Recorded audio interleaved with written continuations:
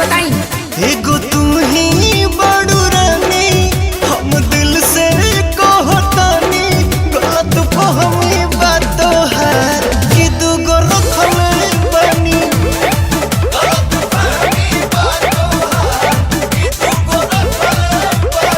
मान जाना झूठो के लू कला खइले बड़े रो देखे बुझत का फोन गाड़ी चलाओ तनी ऐसे कैसे रो रखते देखा तनी तो लड़ा दी फोन उठाओ के खाली कौन इतना का खिसिया तनी कबो बीच या कबो बंद बताओ ता काहे। अरे बैटरी डिस्चार्ज हो गई रहे। अच्छा हमरा पे डिस्चार्ज।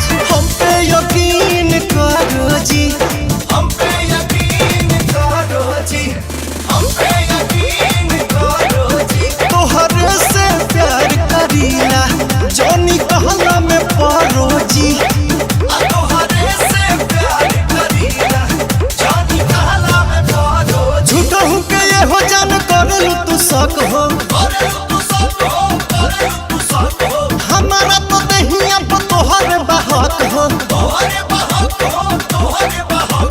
झूठा हूँ के ये हो जान करलू तू शक हो, हमारा तो दहिया पर तोहरे बहक हो। हम तो सब बुझतानी पढ़ाई जन पढ़ाई। एगो तू ही बड़ू रानी, तुसे सच कहो तनी, गलत फहमी बात है कि दूगो रखले बनी।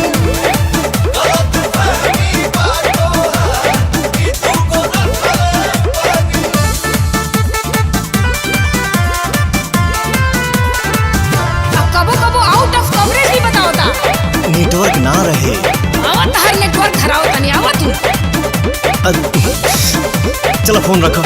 रख के दिखावा तनी। अच्छा तोहरा के कैसे विश्वास दिलाई, न है हनुमान सीना चीर के देखाई।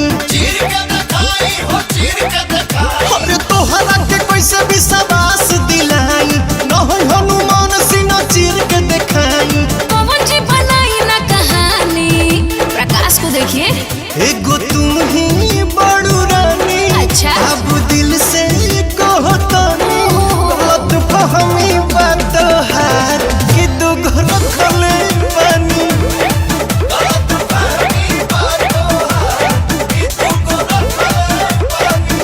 एक बात बताओ, ई के कहला? रवे संतोष रानू और छोटे बाबा।